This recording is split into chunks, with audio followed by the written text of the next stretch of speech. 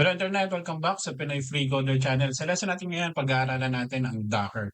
Okay, so what is Docker? Docker is a platform that allows you to package, distribute, and run application in an isolated environment called containers. So think of it as a lightweight, portable box that contains everything your application needs to run, katulad ng code, runtime, libraries, and system tools. So paggamit ng Docker ay gumagawa lang tayo ng isolated environment na ang tawag ay containers. Yung containers na yon para siyang lunchbox na lahat na, no, sabi nga dito, code, runtime, library. So isipin nyo parang lahat ng ulam, ng kanin, saka ng mga gulay nandun. Nasa loob lang siya ng isang container na hindi siya magagalaw. At kung ano yung pagkaka-prepare niya siya, pagkaka-configure niya sa kanya, at inilipat niya sa ibang lugar at doon niya inopen, ganun pa rin siya, no, hindi siya magbabago. Okay, so may mga ilang misconception, no, bakit hindi na lang ako gumamit ng virtual machine, no? So, ang pinagkaiba kasi niyan, guys, no, yung virtual machine kasi, sa loob ng inyong main OS o yung sa main machine, gagawa pa kayo ng tatlong OS. So, halimbawa, gusto ko ng Windows 7, gusto ko ng Windows 10, saka Windows 11. Gagawa ko ng tatlong OS sa loob ng aking OS. So, magpapatong yun. No? So, kakain ng maraming resources. Well, sa container naman, isang OS lang at gumagawa lang siya ng branching. Ano? Parang nagkakaroon siya ng branch na container na i-share lang yung main OS resources. So, hindi na tayo masyadong mamumroblema sa allocation. So, pero di ko naman sinasabi na huwag kayong gumamit ng virtual machine kasi merong case-to-case basis ng paggamit ng tamang tool.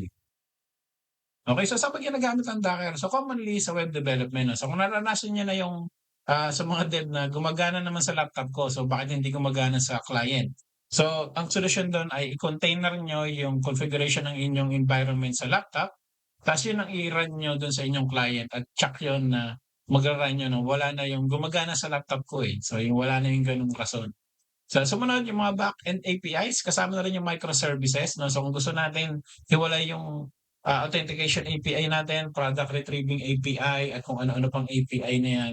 Pwede nyo siyang i-encapsulate sa different containers as microservices. So kung may nangyari dun sa product retrieving API nyo or na-compromise siya, hindi maapektuhan yung inyong authentication at kung ano-ano pang API kasi naka-container nga siya at naka-isolate. Okay, susunod ay DevOps at deployment. So kung meron kayong expansion, for example, nagra-run na sa Manila yung inyong startup company, no, at lumalaki na at naka-on-premise kayo. So kung gusto nyo yung configuration, lahat ay naka-preserve at pupunta kayo sa ibang lugar, for example sa Mindanao, no, at magra-run kayo ng same services doon sa Mindanao. So kailangan nyo mag-build ulit ng server. So ang gagawin nyo na lang, i-dockerize nyo yung inyong server configuration, i-load nyo dun yung inyong container at i-run. So, goods na yung inyong second site, no? So, yun din rin yung ginagawa ng platforms na katulad ng AWS at Google Cloud Platform. So, yung GCP. So, naka-container yung each configuration ng inyong application sa cloud at dinideploy lang yan sa mga location katulad ng ES1, ES2, saka North America, no? So, nagkakaroon lang sila ng mga different containers. So, pag nag-down yung ES1 or yung Asia, at least meron pang container or meron pang version ng inyong app na nagra-run sa North America na puwedeng i-access ng inyong user. So gano'n yung containers, 'no? Okay, so sana malinaw yung overview ng ating container. So prerequisites tayo bago tayo magsimula sa ating lesson. So basic command line knowledge. So dapat marunong kayo gumamit ng terminal, 'no, yung mga CMD command, mga kahit clear, 'no, yung mga ping. So dapat marunong kayo niyan. Tapos a computer with a Windows 10 or 11.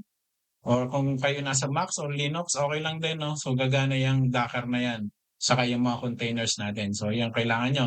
Pero siyempre kailangan natin at least 4 GB of RAM or 8 GB of RAM recommended 'no, para hindi naman masyadong laggy yung ating mga containers kasi kukuha pa rin naman siya ng resources. Hindi nga lang gano'n kalaki, pero kukuha pa rin yan. So yun yung kailangan nating magkaroon dito sa ating lesson, okey? So kung meron na kayo niyan at ready na kayong matuto, simulan na natin. Okay, so bago tayo magsimula, kailangan natin i-install yung ating Docker sa ating machine. So yung meron tayong installation guide, no, dito sa desktop setup installation Windows install. So pwede kong ilagay sa description yung link na 'to or i-Google niyo na lang, no, na download Docker sa Google, no.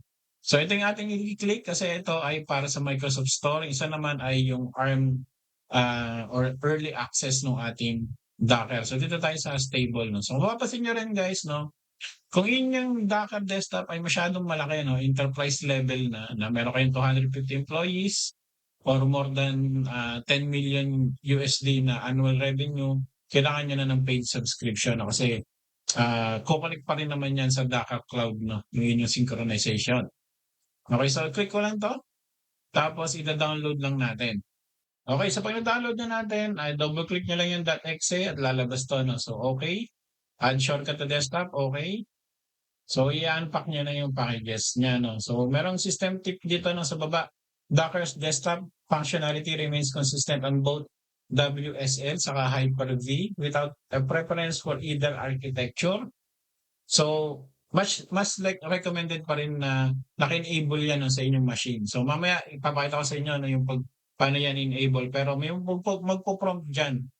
'Pag hindi naka-enable sa machine niyo, may magpo-prompt diyan na kailangan niyo siyang i-enable. So hintayin lang natin. So medyo may katagalan yung pag-unpacking niya.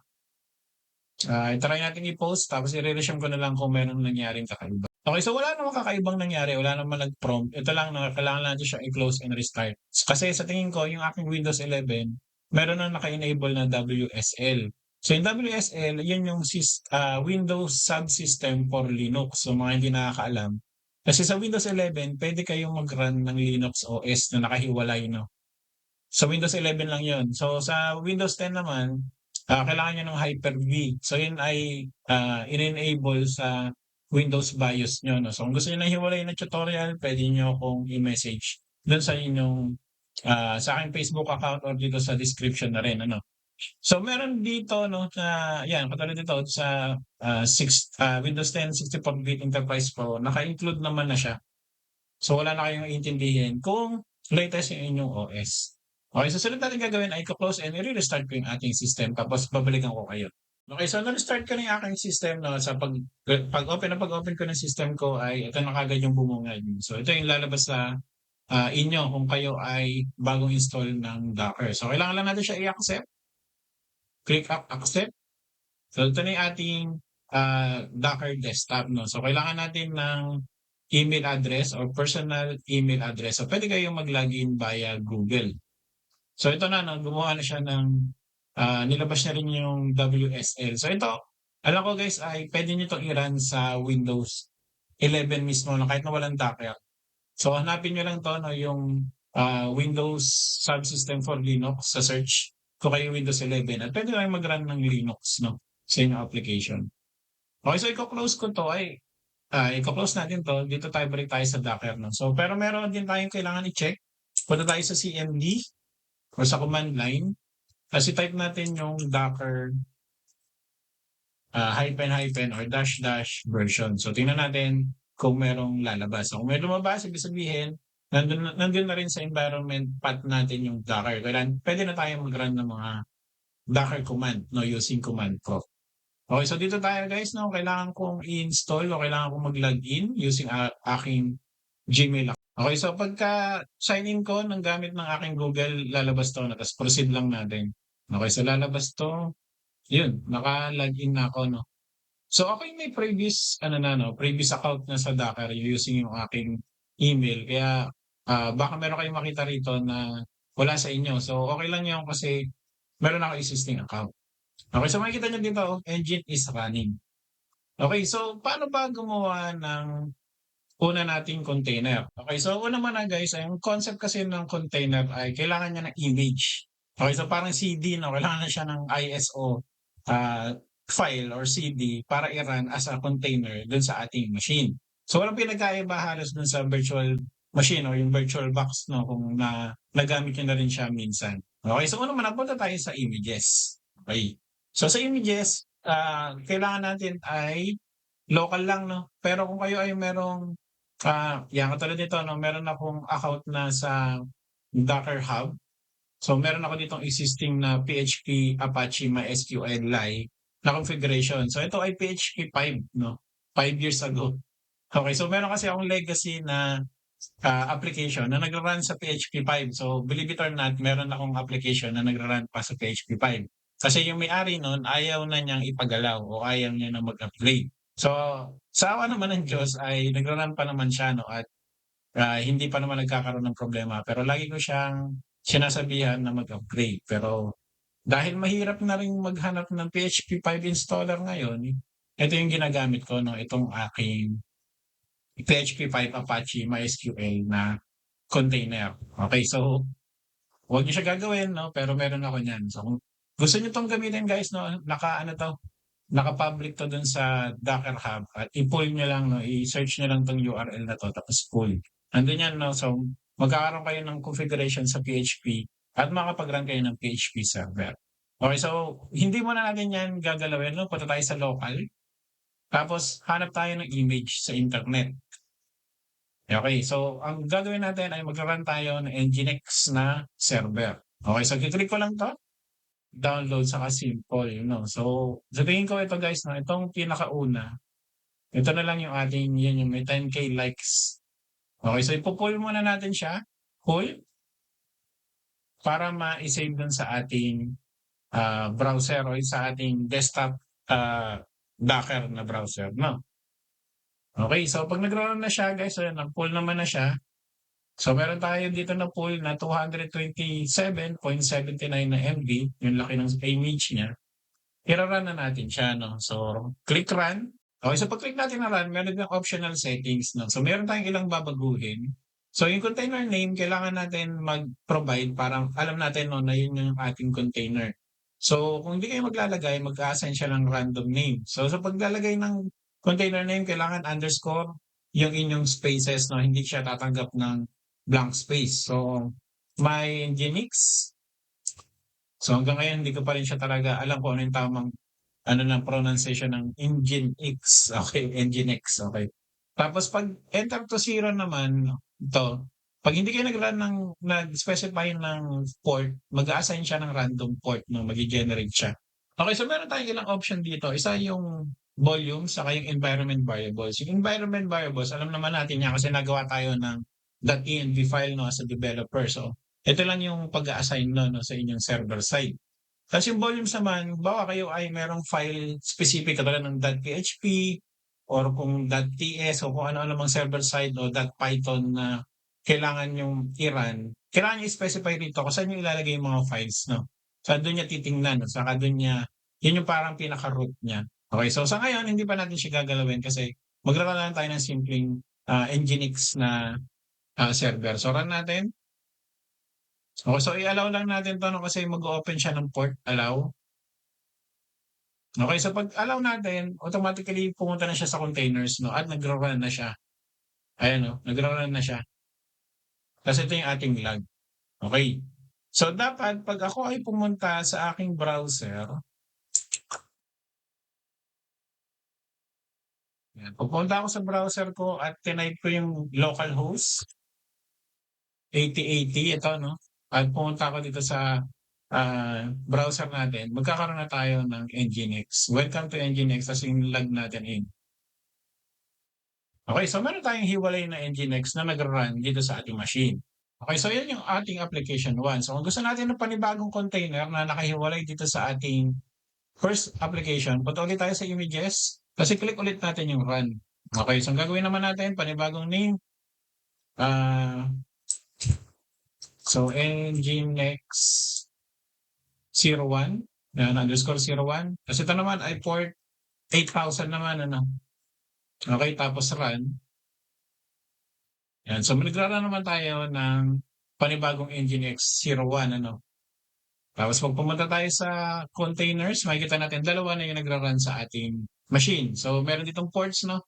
So ito meron na palang quick ano dito, quick link. So 'pag ito ay inopen ko, magkakaroon ako ng panibagong Nginx na nakahiwalay dun sa ating first application. So meron tayong dalawang applications. Okay, so paano naman 'pag gusto kong gumawa ng PHP application o server 'no? So yun na nga 'no, so may dalawang klase 'no. Isa, gagawa kayo ng from scratch or dito 'no sa inyong search. Hanap niyo lang kayo guys ng Apache PHP, ganyan ano. Tapos ang ginagamit ko ay yung PHP Zen server. Ito, yan. Pero matagal ko nang hindi siya ginagamit 'no, kasi nagla-Laravel nga ako. So ang gagawin lang natin, pull lang natin 'no, para meron tayong sariling kopya. Okay, so 'pag may pull, pagpunta tayo sa images, makikita niyo ay dina-download yan. Okay, so depende sa bilis ng inyong computer kung mabilis niyo siyang mada-download. Pero parang ano lang din siya 'no, parang Git, kung parang, ko-clone lang siya.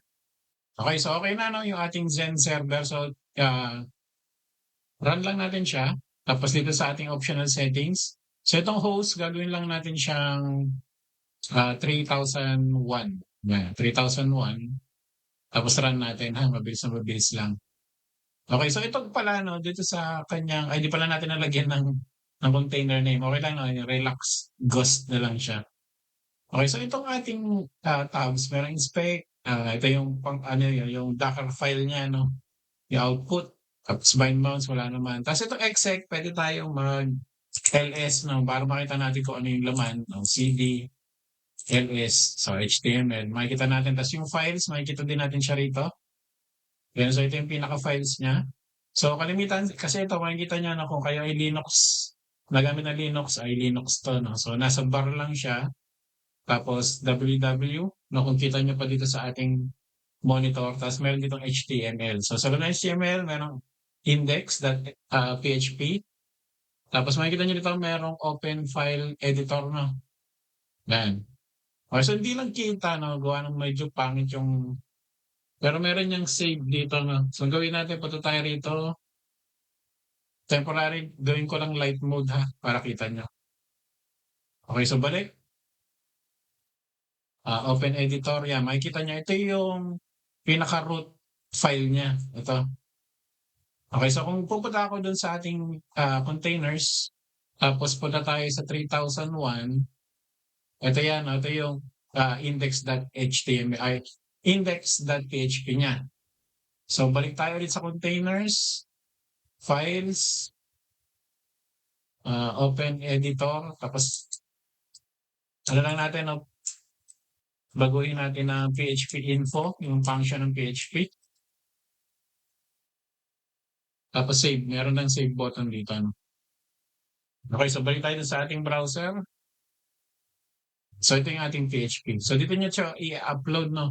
So paano ba siya mag-upload dito? Ang gagawin niyo lang guys ay import, ayan 'no, may import dito. Ta's puwede niyo ng import yung folder niyo o files. Gano'n lang kasimple 'no. Pero ang ginagawa ng iba diyan, dahil Linux naman 'yan 'no, kung kayo ay bihasa na sa Linux, puwede kayo dito mag-composer. Composer tapos install. So ang ginagawa nila nung from scratch, nagra-run sila ng Nginx sa server tapos nagra-run lang sila ng sarili nilang composer, create project 'no, ng sarili nila. Okay, so itong mga container na 'to ay magkakahiwalay 'no, kung mapapansin niyo. So ang pagkakahiwa-hiwalay lang nila is via port. So ito may 8080, 8000 tapos 3001. So puwede pa 'yan 'no, basta meron kayong images. So may option na gumawa ng Docker file, hihiwalay ko na lang yung tutorial 'no, kasi medyo mahaba kasi may mga syntax 'yun. Tapos meron dito na yung pinakamadali which is yung paggamit ng Docker desktop. So yun na lang yung inyong ano 'no, kung ayaw niyo yung mga coding-coding, ito yung the best way na option, okey. So may bagong ni-release yung Docker 'no, yung una yung models. So yung models guys ay puwede kayong mag-run ng sarili niyong AI gamit 'to 'no. So container din yung kada AI model niyo. Kung gusto niyo ng tutorial about dito 'no, i-chat niyo na lang below, i-comment niyo na lang below. Pero basically ito yung mga existing na model na free sa market 'no, na walang bayad. So naka-open source siya, puwede natin siya gamitin parang yung ating OLAMA na tutorial 'no, gano'n na gano'n lang din siya. Ipo-call niyo lang yung model ta's ira-run niyo, merong port do'n, puwede niyo na siyang gamitin as an API. Ta's meron din MCP tool 'no, na ginagamit para sa mga vibe coders diyan 'no. So meron din 'yan kung gusto niyong gumawa ng sarili niyong MCP server, meron din option sa Docker na naka-container. So yun ang kagandahan. Okay, so dito ko na tatapusin yung ating lesson. Maraming salamat sa panonood at kung hindi pa kayo subscriber at nagustuhan niyo itong lesson natin about sa Docker at gusto niyo pa ng maraming kagaya nito, please like and consider subscribing. I-hit niyo na lang yung bell button para patuloy kayong updated dito sa Pinoy Free Coder Channel. Again guys, maraming salamat sa panonood at kita-kita tayo sa susunod na lesson.